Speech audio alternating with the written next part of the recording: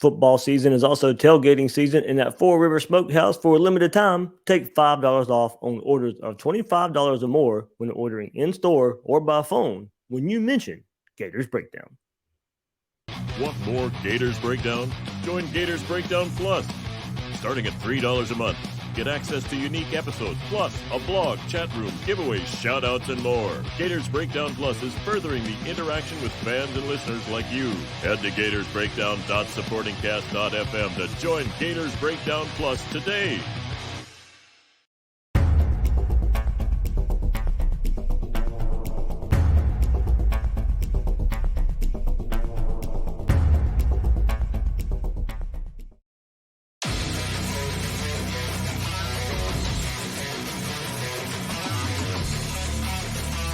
Gators Breakdown, because there's never a dull moment in Gator Nation.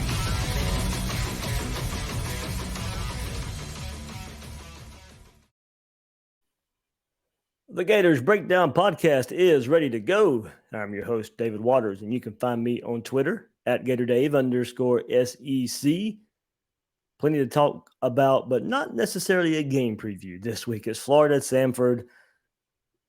We know Florida should win this game. I know not many of you out there are excited about Samford.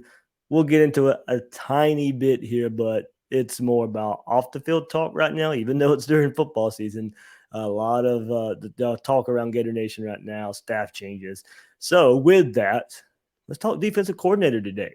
Hot board coming at you. Some candidates that I think Florida should target, go after, and replacing Todd Grantham as the defensive coordinator for the Florida Gators. So some few names here I think would get us excited a bit. Some guys with some recruiting background, some coaching background, some with both.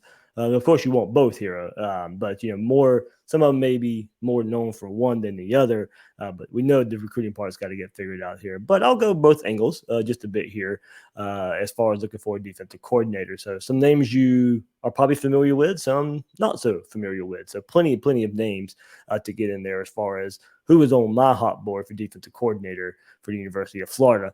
Before we get that, Dan Mullen talked on the SEC coaches teleconference. So kind of a virtual phone call event that's every Monday. So since I wasn't in Gainesville on Monday, now with the in-person press conferences, this is making it a little easier. I can ask my questions here on the SEC teleconference. So got in, asked some questions along with some other media members out there. So I'll let you hear most of that because it's still – this is going to be defensive coordinator-centric episode right here. So before we get to the hot board, plenty was asked to Dan Mullen about Christian Robinson taking over for the rest of the season. So we'll get into all that here on this episode of Gators Breakdown. But like I said, not much of a Samford preview this week. I mean, I know the game itself not getting many people excited. You'll want to see some things with all the newness going on for Florida, but that's really about the extent of it here. It's more about Florida than it is Samford. You're not much interest in who the opponent is for the Gators this week. So as I mentioned, Dan Mullen speaking to SEC media this Wednesday here, and here are some of the highlights from Mullen on the SEC teleconference. We will begin with Bob Hope of the Arkansas Democrat-Gazette. Hey, Dan. How you doing today? Great. Florida is kind of the latest team to make in-season staff changes. Nebraska, I think, changed out 4 coaches, and it's happening all over. Why do you think that's happening? I guess what's the upside to making changes in the season? Well, I think part of it, one, comes the early signing day. I think has something to do with that right now. And at this point of the season, you're several weeks away from signing day, and if you have an idea you're going to make changes after the season, you kind of look at your staff and say, hey, if I was going to make this change after the season, I might as well do it now, as long as I can not continue to get the players where we need to be. And continue to play for this year and get our guys that experience. So that's one of the reasons. Gives other guys opportunities for us to evaluate how they do coaching and give them an opportunity. It's a great opportunity for a young coach like Christian Robinson. Let's see how he does, given that extra responsibility. So there's multiple factors that would go into it. Next is Zach Avaverdi of Gainesville Sun.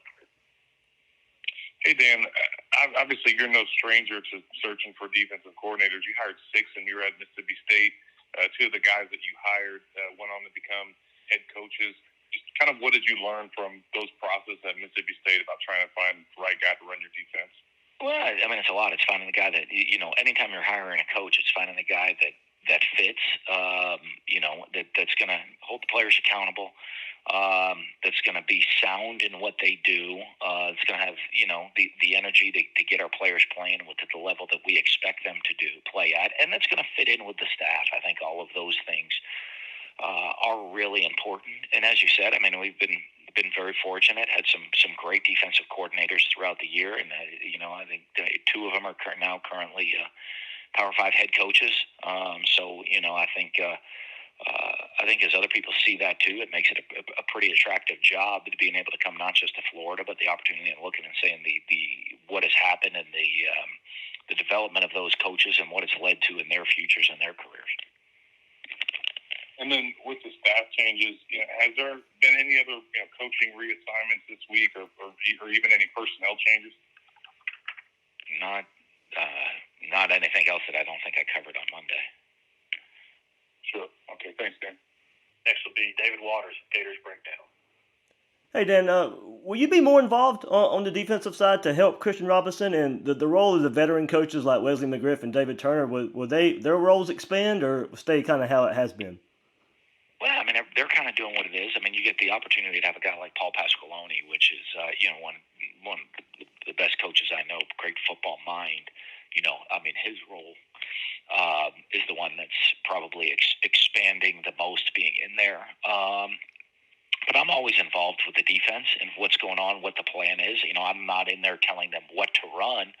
I'm just going through what we are going to do, and are we making sure. Biggest one to me is making sure we're putting, our players in position to play to their highest of ability. Putting guys in the right place and asking them to do things that they can do and do at a high level. And so,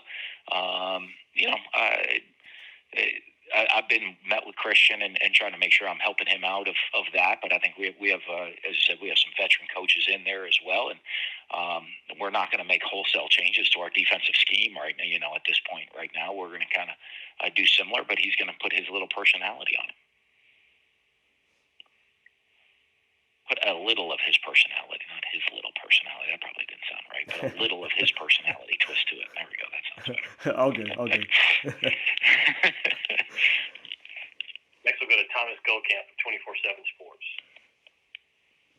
Yeah, Dan, I know you've mentioned this is a big opportunity for Christian. What is it specifically about him that led you to kind of promote him, and what do you think that he can bring to that spot?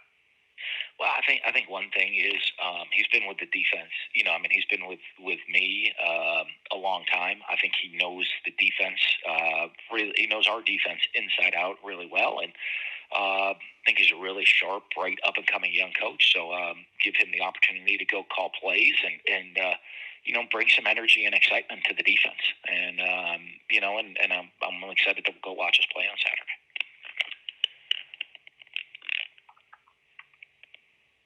Next is Anthony Dasher of Rivals.com. Hey, Dan, another question on Christian, just real quick. Being that he's still a pretty young guy himself, how much does that help him relate to his players out there on the field? Well, yeah, I think he does a real good job of that. I think I was probably close to a similar age coming to Florida to be an offensive coordinator. When I came here as the offensive coordinator, I think that youth and his ability to relate to players, of what they're doing, and and hopefully, I want to see. I've met with our defense, talking to them about rallying around him, and buy into it and create the excitement. And I know he's going to be bringing energy, and he's going to be excited for the opportunity, and I need them to match that energy with him. I think I may have cut Edgar off earlier. Edgar Thompson, did you have a follow-up? Yeah, you did, but I'm butchering this system. So all these weeks later, I'm terrible. Hey Dan, I want to ask you just a philosophical question, if I may. Mm-hmm.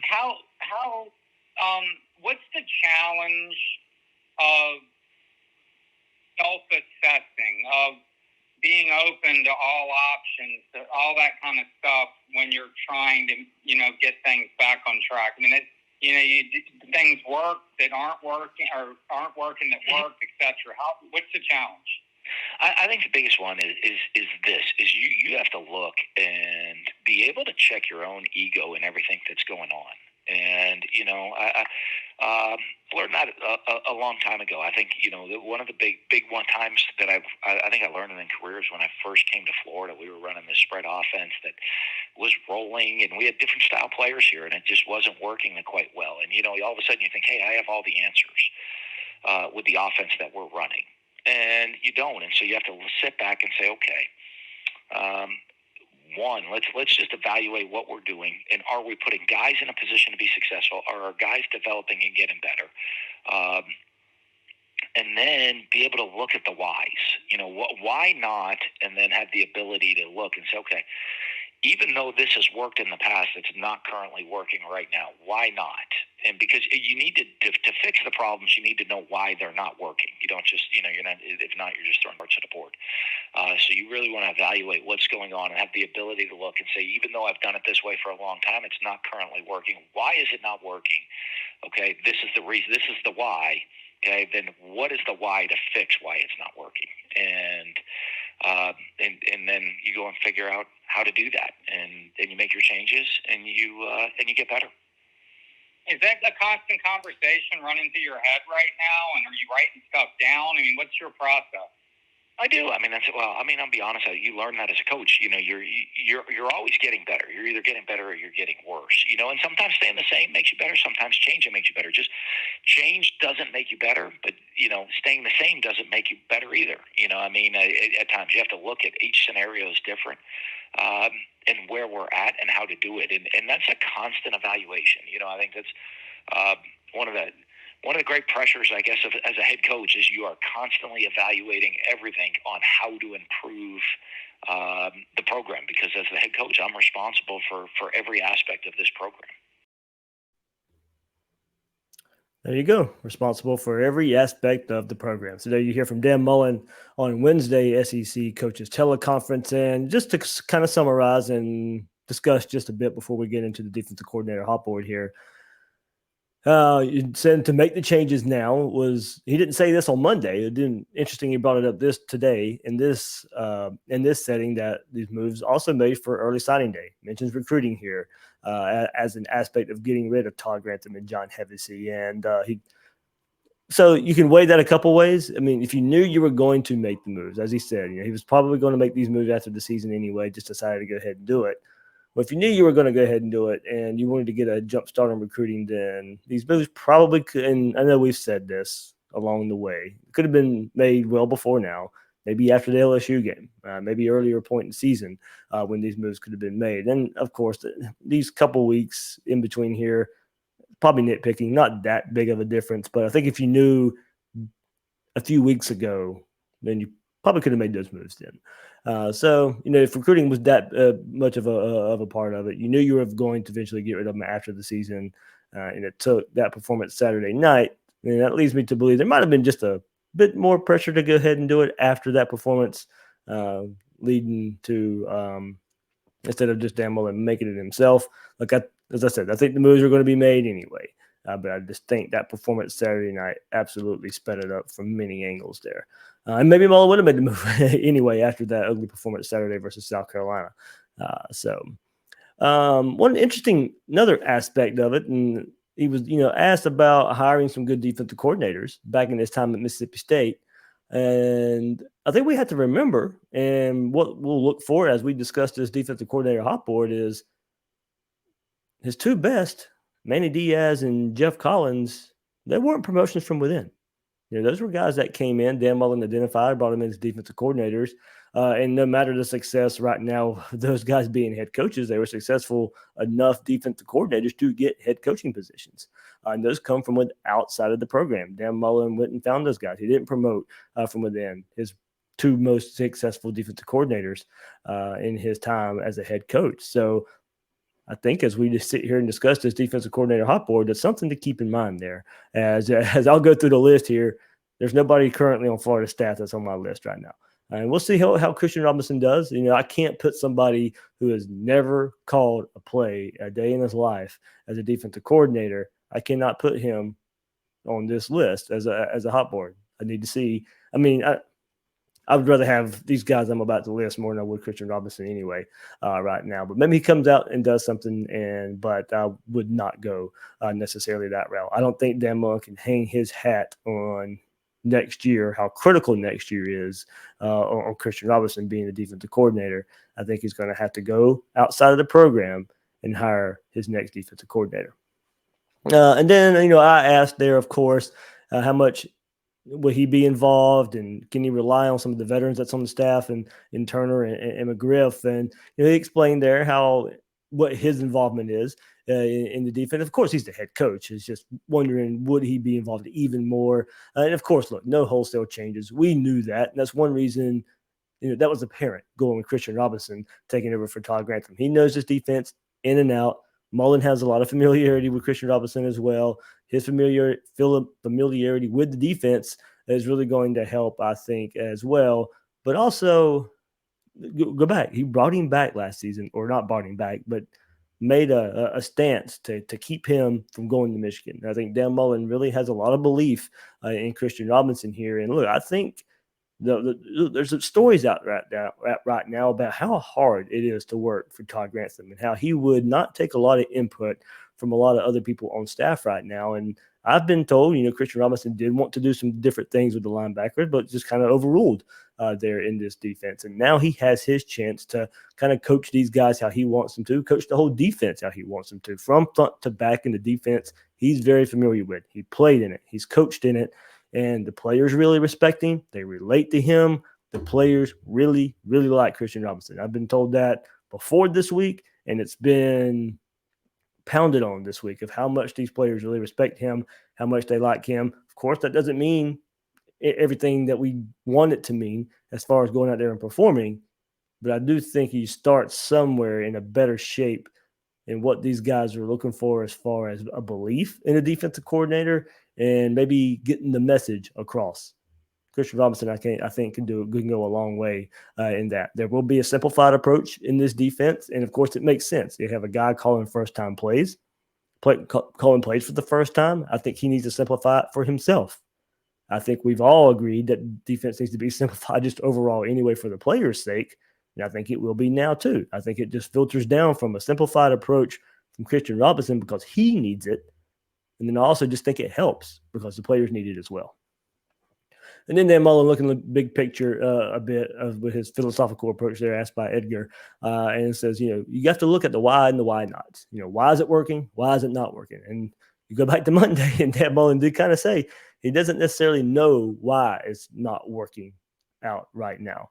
And I'm sure he has some good inclination of why. That's probably why some of the coaching changes were made. That's probably step one, getting a new voice and getting new ideas and confidence in these players. I think that goes a long way here, but probably can figure out it just a little bit more as he just assesses the whole situation. It is hard to do wholesale in the season, but also, as he says, when to change and when not to change. And I know that's been a hot topic for Dan Mullen so far is when do you change your approach? And boy, you can't blame him for being stuck in his ways, but you can blame him for when he decides the changes need to be made. And I think we all, or not all, I don't want to speak for all of you, a lot of us agreed that maybe a little too reactive, not proactive, when to change, when not to change. He spoke on that, but, and how to get better. Maybe this is a realization point. Maybe these firings are a realization point. Maybe it's too late. He's under more pressure now than he's ever been in as a head coach. And I know there was, some Mississippi State fans who told us to worry and warned us about certain things about Dan Mullen, but he's never been under this pressure. Yes, they wanted him to recruit better at Mississippi State, but not what it is here, especially not on a national scale and all the critiques and criticisms that come with that. He's under a lot of pressure. There are some changes. Will the changes be enough? Really just wait and see mode. We don't know. We don't know. We'll get our answer probably next year. I think Dan Mullen will still be on the sidelines unless I still don't know, some barring collapse for the rest of the season, Missouri and FSU games, and see what happens there. But, are these changes signifying he'll be back in 2022? any other changes that he has to make, will they be enough? So there you go. Dan Mullen at the SEC Coaches Teleconference. A lot of good stuff there, of course, to include. I don't think I've ever really included that here in Gators Breakdown, but with all the questions surrounding what's going on at the defensive coordinator position and kind of the theme of this episode, I thought it was important to break that down here on this episode of Gators Breakdown. All right, defensive coordinator, hot board, coming up. But before we get there, football season. It's also tailgating season, and there's nothing better for a tailgate than Four River Smokehouse. Named the #1 barbecue in the South by Southern Living magazine. Four River Smokehouse is a family-owned barbecue restaurant specializing in 18-hour smoked Angus brisket. You got to get that brisket. You got to have those ribs, the pulled pork sliders, pulled chicken sliders, those fresh baked desserts, the home-style sides, all of it at Four River Smokehouse's 13 Florida locations. Four Rivers party packages come tailgate ready, so you can spend more time watching the game, not the grill, hang out with your friends, watch all these beautiful football games that are going to be on the TV this week. Enjoy the Gridiron Pack for 4 for $54.99 or the Party for 12 package for $109. Each package includes Four Rivers award-winning barbecue meats, home-style sides, buns, and signature barbecue sauce. Now, for a limited time, take $5 off on orders of $25 or more when ordering in-store or by phone when you mention Gators Breakdown. So Gators, whether you're coming into Gainesville for the game on Friday night, you can stop by Four Rivers then. Since it's a noon game, you can go to Four Rivers afterwards. But if you're in town for the game, swing by Four Rivers Gainesville located in Butler Plaza. Or if you're tailgating at home in the Orlando, the Jacksonville, Tampa, or Tallahassee areas, then you can also enjoy the best barbecue anywhere in Florida at Four River Smokehouse. And tell them Gators Breakdown sent you. All right, hot board time. So, of course, had to do a lot of research and go to a lot of the bio pages of these defensive coordinator candidates at their respective schools now, get a little bit of history on them, and kind of see where they're at this season as well. So let's start with kind of the young hot name that's going on out there right now, Doug Belk, defensive coordinator at Houston. In his third season at Houston overall, promoted to defensive coordinator this past offseason back in January of 2021. He was promoted to associate head coach in January of 2020. Hired as a co-defensive coordinator and safeties coach in 2019 at Houston after spending 2 seasons as cornerbacks coach at West Virginia. In 2018, Belk's cornerback's pivotal role, West Virginia, ranking second in the Big 12 and number 12 nationally with 15 interceptions. This cornerback, Keith Washington Jr., tied for 5th in the Big 12 with 3 interceptions on the year in 2018. In Big 12 play, West Virginia hauled in 12 interceptions, ranking number 1 in the conference in the 2017. That defense ranked 16th nationally in most defensive 3-and-outs per game and number 24 in best third down defense. Prior to his time at West Virginia, here's where you'll kind of get where you can start making some connections. Served as defensive grad assistant coach at Alabama for 2 years, working with defensive backs. He worked directly with head coach Nick Saban and defensive coordinators Kirby Smart, Jeremy Pruitt, assisting with all aspects of the defensive secondary as well as with special teams. So look, Kirby Smart tried to hire him as a defensive back coach after Charlton Warren left last year. Film Valdosta, Doug Belk is, as I said, Alabama graduate assistant, worked with Kirby Smart there.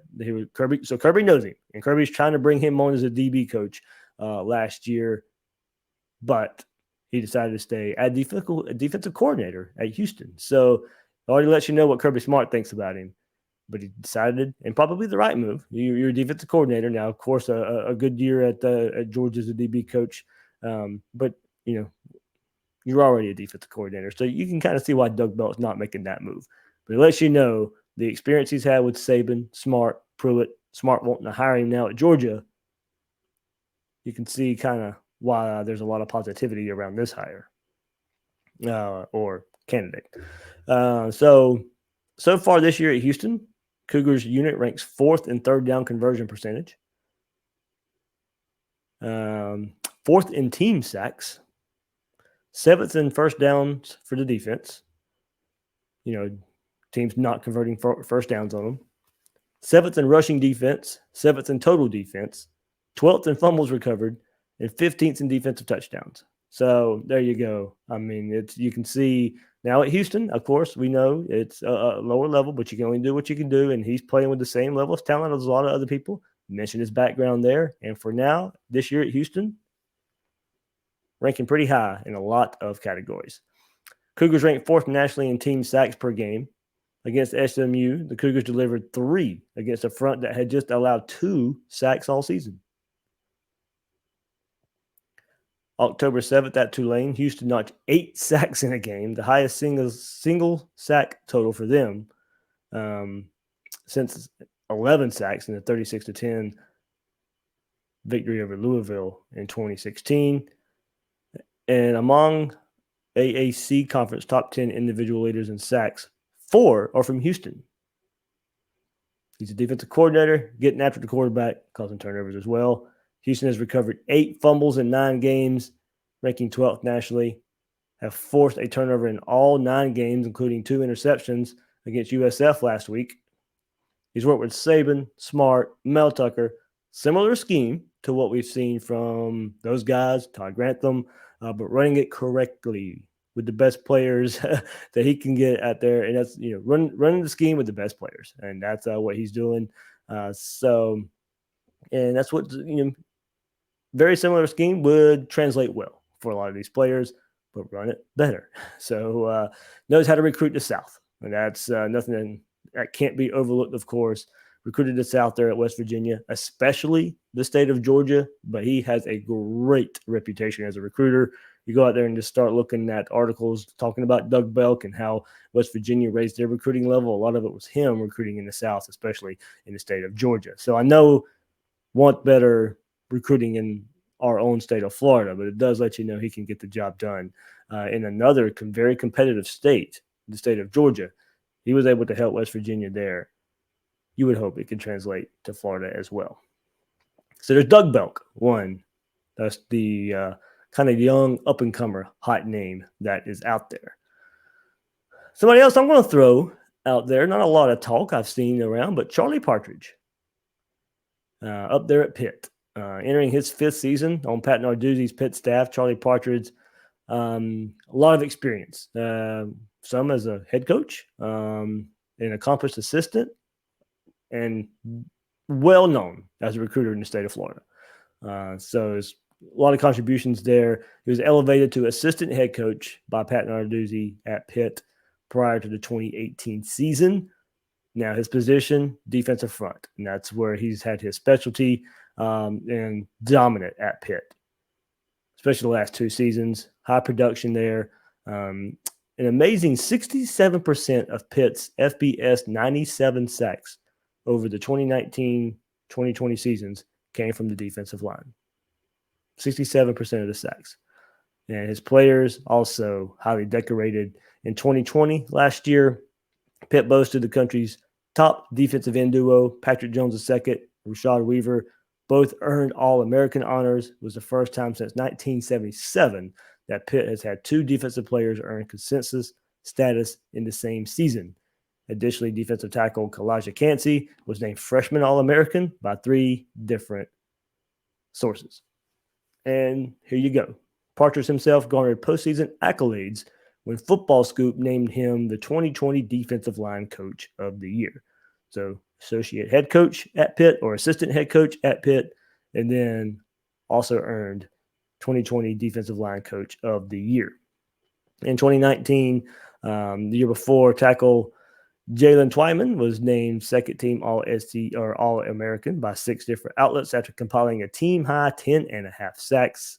He became the first interior defensive lineman to lead Pitt in sacks since Aaron Donald in 2013. NFL draft as well.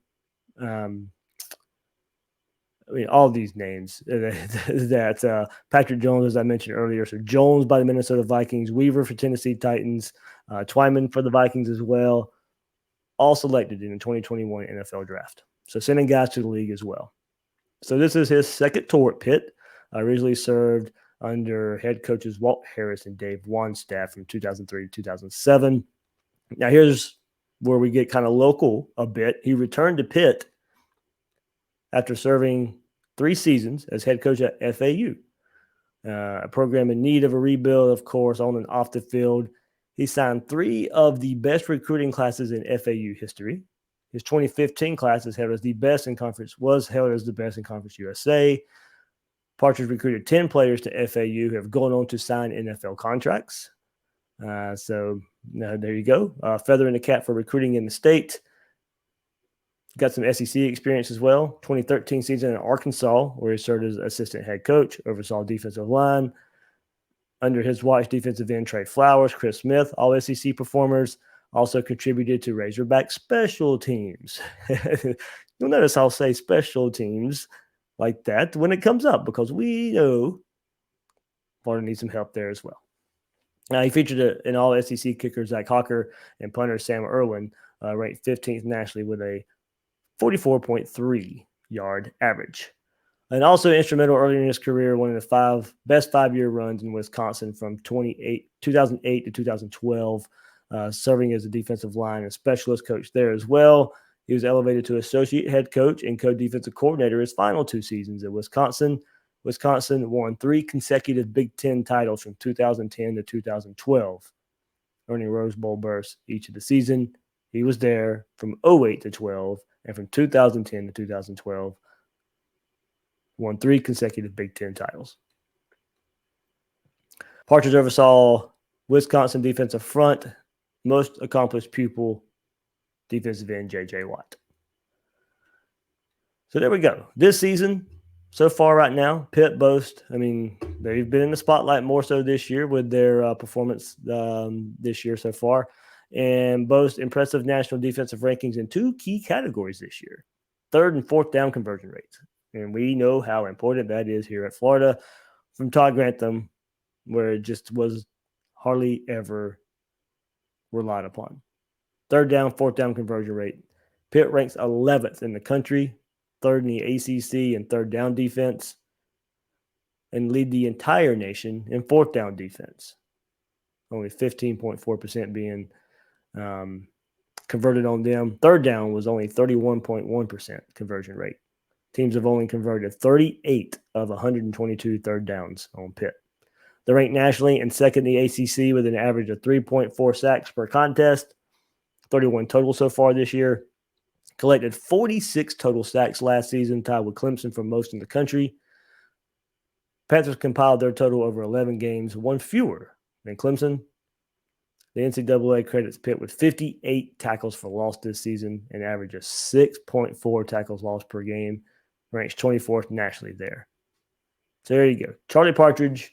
I've brought his name up plenty of before. Someone I wanted Dan Mullen to go after before he brought in Todd Grantham. So I would not mind Charlie Partridge roaming the sidelines with, look, sack numbers too. We know that haven't translated as much under Todd Grantham. Sack numbers were there. But somebody who could relate these sack numbers, these tackle for loss numbers, and be good in 3rd and 4th down defense, that's what you're seeing so far with Charlie Partridge this season at Pitt. So there's one name you probably haven't seen many other places. I'm going to bring up another one here. David Reeves, UAB defensive coordinator, enters his 5th season as defensive coordinator at UAB, 6th season overall at UAB. And I know, look, this probably doesn't get you a whole lot excited for a defensive coordinator at UAB, but has done so well there with limited resources and nowhere near the resources that he'd have at Florida. 2-time Broyles Award nominee Reeves is. Unit's been one of the most disruptive defense in the country over the past 3 years, finishing top 10 nationally in total defense in 2018, 2019, and 2020. Currently 22nd in 2021. Played Georgia this year, so that's skewed the defense just a little bit. Not as much, but they are improving as the season goes on after a pretty slow start during the season. But look, 22nd overall in total defense, not that bad either, but top 10 the last 3 years in 2018, 2019, and 2020. Paved the way for UAB to win Conference USA a record 3 straight West Division titles and 2 of the last 3 Conference USA championships. Over the past 3 seasons, UAB has been among the nation's best in getting to the quarterback, compiling 113 total sacks, 277 tackles for loss. Additionally, UAB has been able to get off the field when it counted the most. Here we go again. Going to bring it up. Finished second nationally in third down defense in 2018, third nationally in 2019, and 7th nationally last year in 2020. So there you go. Top 10 again in another category that we want to see improvement in, third down defense. Number 2 in 2018, number 3 in 2019, and number 7 last year in 2020. In 2020, for the second straight year, finished top 10 in the country in passing yards allowed, 173.2 yards per game. For a third straight year, UAB finished top 10 nationally in total defense, of course. As I just said, UAB ranked 7th by allowing opponents to gain just 311 yards per game. They got to opposing quarterbacks often last year in 9 games played, 21 sacks, average of 2.3 a game. UAB also caused a turnover in every game except one, recorded 14 total turnovers, including 8 interceptions and 6 fumble recoveries. He's been a semifinalist for the Broyles Award in 2018 and a nominee in 2019. That goes to the nation's top assistant coach. So not just top defensive coordinator, not just top offensive coordinator, assistant coach, period. He's been in that Broyles Award conversation. So under his guidance, the Blazers shattered the record book, along with finishing 9th in total defense and with 299 yards a game in 2018. UAB ranked top 10 nationally in 5 other statistical categories that year: 2nd and 3rd down defense, 5th and 4th down defense, 5th in sacks per game, 7th in scoring defense, 7th in tackles for loss per game. Additionally, UAB set school records with 48 sacks, 111 tackles. Blazers also pitched 3 shutouts in 2018, which led the nation, and they were the first team in Conference USA history to have 3 shutouts in one season. 52-0 versus Savannah State, 42-0 at Rice, 19-0 at UTEP. So there you go. You get a little bit of recent history there. A name that I would say watch out for, David Reeves, UAB defensive coordinator.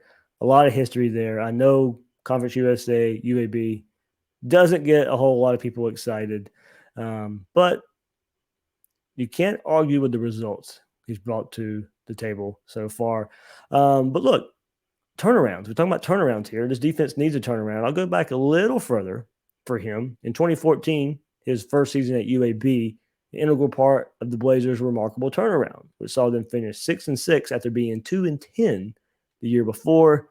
They improved 44 spots in total defense in 2014, led by their defensive line. They tallied 34 sacks that season, which was 16 more than the year before. Also finished with 81 tackles for loss, which was a plus 21 difference from the previous year.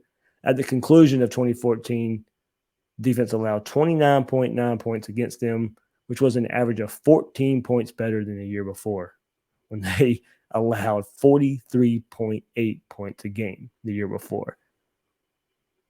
So he improved the defense right away, and then led them to become one of the nation's best defenses the last 3 seasons.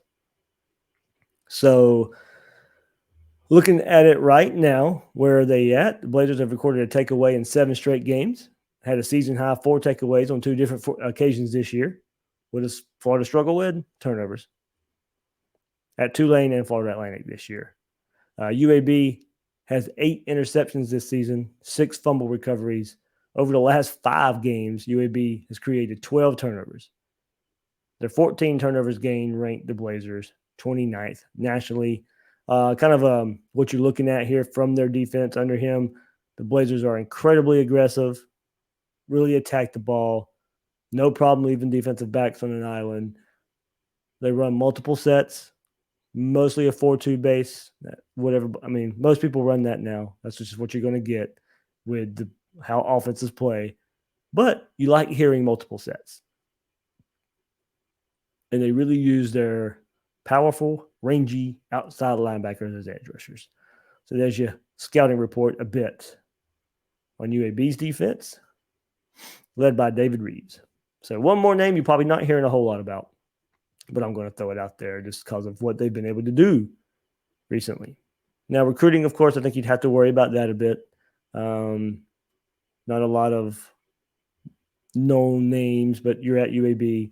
Could you take a chance? You got a lot of production here to fall back on. How would the recruiting be? That would be the big question. All right, next name, Glenn Schumann, Georgia co-defensive coordinator, inside linebacker coach at Georgia. Now, I know Dan Lanning gets brought up a lot in this conversation, but look, he's getting a head coaching job somewhere soon, probably after this season. So Schumann could take over that role if Lanning leaves. He could take over as sole defensive coordinator. So the move to get him would need to be soon, if he's willing to jump before whatever happens to Lanning. But I think that if you're going to try and get Schumann, the move needs to happen fast, because I think he gets that defensive coordinator job at Georgia if Lanning goes on if he goes on to leave.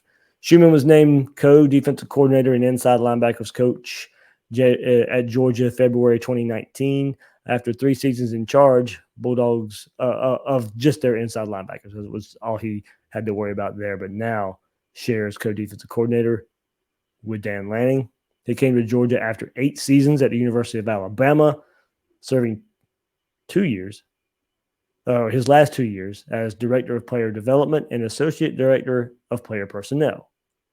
In the past 2 seasons, before this season, Georgia's defense led the nation in rushing defense in both 2019 and 2020, in scoring defense in 2019, and in rushing touchdowns allowed in 2019. Bulldogs ranked 2nd and 3rd, respectively, in total defense nationally in the 2020-2019 seasons. So I reached out to my buddy Robbie Steltenpole, who you guys heard on the Florida-Georgia preview episode the last couple years. Quote for him, he was expected to leave twice now for defensive coordinator jobs. Believe he's interviewed for a couple as well. The biggest fear, he was going to South Carolina last year with Shane Beamer. The expectation right now is if when Lanning leaves, he's next in line for the defensive coordinator role at Georgia. He's had 3 straight elite middle linebackers, Smith, Rice, and now Dean. I mean, there you go. And those are the guys he's coaching. And hard to argue the results. I know we don't like what we see in that red and black on the and we just saw him on the field just a couple weeks ago. But there's even a thought that Schumann is the best developer of talent on the entire staff at Georgia. So I don't think Lanning's attainable. Schumann may not be either. But I'm definitely asking. I'm asking soon. He's probably one of my top choices to there. He's at Georgia. He can recruit. You go and make a move as soon as you can to see what the interest would be and see if you can make a move fast. Co-DC at Georgia, you see what they're playing with, playing for. They'll be playing for an SEC championship. They'll be playing for college football playoff more than likely. Could you get him to come in right away with all that? And Dan Mullen said, we're making these moves now so we can get a head start on early signing day. Could he do both? I think you at least got him. If he's the guy, you at least got to make it known out there that he's going to be the guy. And I think if he was to accept the role and told Kirby Smart he would be, they might be saying, okay, well, we don't want the distraction. You go on anyway. Or they could just want him there because we got to see what happens with Dan Lanning there at Georgia as well. So I think both guys, Lanning and Schumann, will be getting a whole lot of interest from schools out there. But I think more Lanning for a head coach role out there somewhere else. And then Schumann, defensive coordinator at other schools, hopefully Florida maybe, or sticking at Georgia and being a sole DC next season. So there you go. There's one. So as I said, you heard Lanning a whole lot from the Georgia side, but I'm throwing Schumann in there as well. So, all right, another hot name that is being discussed that you would be on the fast track. you could talk to him, he might could start almost right away, it would be Gene Chizik. And I know that name's out there a good bit, and had him on Gators Breakdown during the summer. So I'm going to play the soundbite that I had him on back in the summertime of what it would take for him to become a defensive coordinator, get back into coaching. If the right job comes along, I'm absolutely, never going to say never. I without question, feel like I've kept up with the game on purpose.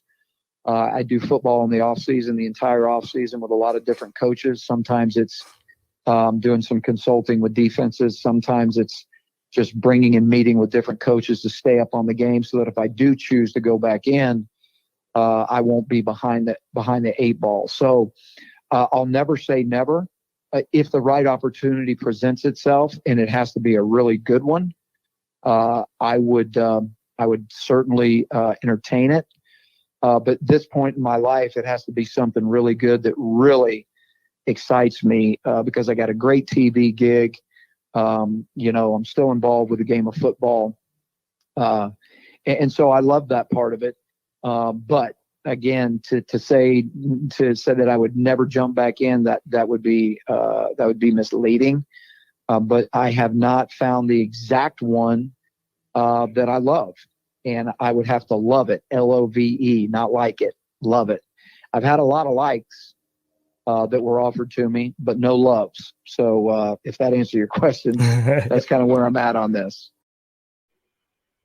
There you go. That's what Gene Chizik said back in the summertime before this football season started. If he'd get back into coaching, he'd have to love the situation. And from everything that I've been told, he would entertain and would listen to Dan Mullen.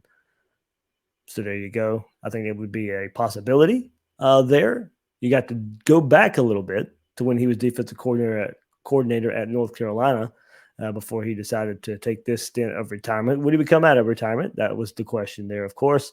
And you got that answer. But what did he do before? So looking at points per game, 42nd in the country at North Carolina, giving up 24.5 points a game in 2015, and 43rd in points per game in 2016. With 24.9. So around that 24 points a game range is what he ended with at North Carolina. Historically, a 4-3 defense, can adjust a bit. As he said, he keeps up with the game. I mean, coaching clinics during the offseason, has to for his job as well on the SEC network.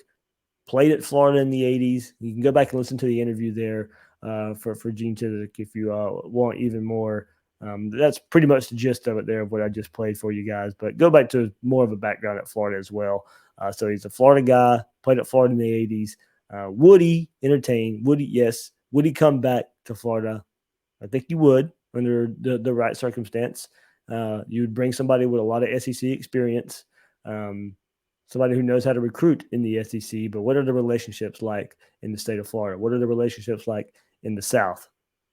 Got a lot of relationships with coaches around the South by being at Auburn in North Carolina. But he's been out of the game, so there's your worry there just a bit. And, not the young, energetic that a lot of people are kind of pointing to that they want for this defensive coordinator position at Florida. But I don't think you could throw away the possibility of having Gene Chizik on the sidelines in Gainesville. All right. Just a couple more names here before we wrap it up. Just quick. Marquand Manuel, I know his name comes up a lot. Former Florida Gator, former secondary player for the Gators, of course. Now he's with the New York Jets in the NFL after being defensive coordinator under Dan Quinn for the Falcons. Some good early success there for the Falcons when he was defensive coordinator in 2017 and 2018. He was secondary coach in 2015, 2016, then the defensive coordinator for the Falcons in 2017 and 2018. Falcons were 8th in the NFL in total defense in 2017, slipped to 25th in 2018. So here we go. Of course, he's never coached in college. There's your worry. Recruiting would be a huge part of this. I don't know damn well it can go that route. I don't know you can take a risk on somebody who hasn't recruited. That's what you need. You need a recruiter as much as you need a coach. And he's had the one good year in the NFL with the Falcons. Not much to point to after that. As I said, currently coaching with the Jets. Do guys want to come from the NFL back to college football where you have to pamper, where you have to recruit? It's a big ask there. Would he listen? I don't know. But somebody I think you have to keep an eye on, somebody you have to place on a board, but not having a background in recruiting probably keeps me away here, as Mullen needs that now more than ever. Tavares Robinson name comes up as well. DB coach under Will Muschamp here at Florida when Will Muschamp was head coach, and then the defensive coordinator for Will Muschamp at South Carolina. Good recruiter, of course. We know the history there. Hasn't made a ton of improvement there for that Miami defense. That's where he's at right now in his first season, from leaving Will Muschamp in South Carolina down in Miami. Miami, we know about their struggles as well, but strong recruiting background in the state, especially in South Florida. With Dan Mullen looked that route. We know last year a lot of talk if he would come in and be part of this staff. Of course, with his background, he would like to be defensive coordinator, co-defensive coordinator. Todd Grantham was not going to share that role. That was never going to work out. Robinson ends up in Miami with Dan Mullen, come back around, circle that wagon again.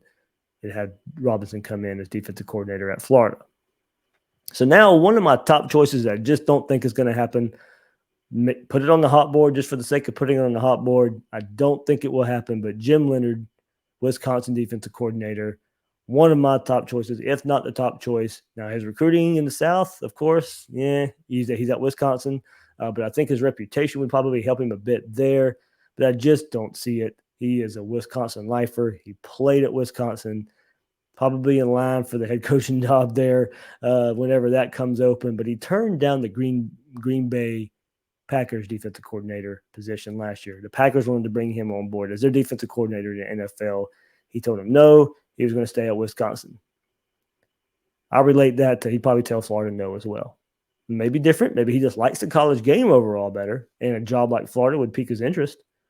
But playing at Wisconsin, I think, and now being defensive coordinator there, I think he's a Wisconsin lifer. You check, you make that call, and make sure. Maybe he just didn't want to be in the NFL and he likes to stay in college. He'd like to be at a big-time program like Florida.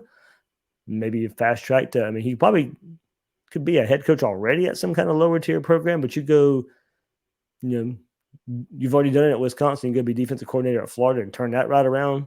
Probably asking and setting up for a big, big job there. So there's my hot board, a lot of this. Some big names, some not-so-big names.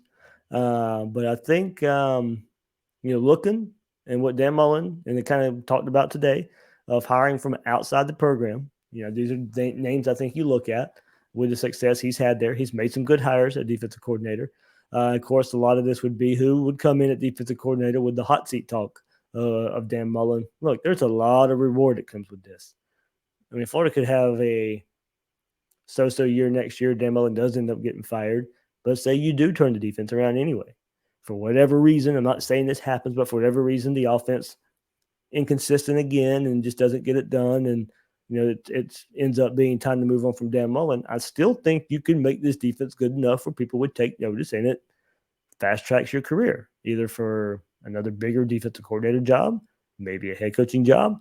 But having Florida on your resume, it's not bad. Not bad at all. I think people would be lining up still. Now, of course, there would be that question. You have to make the paycheck worth it.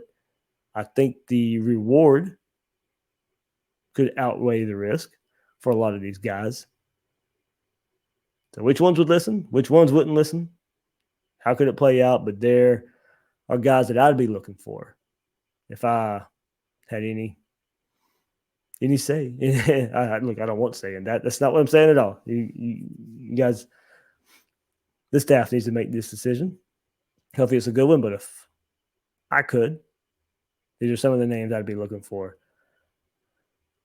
to replace defensive coordinator or outgoing defensive coordinator Todd Grantham. So there we go. Doug Belt, Charlie Partridge, David Reeves from UAB. A lot of names here. Gene Chizik, Glenn Schumann, Marquand Manuel, Tavares Robinson, Jim Leonhard. There's my hot board. May not even be one of those guys. Could work out that way. Okay, there we go. So quickly before we sign off here, Samford coming up this week for the Gators.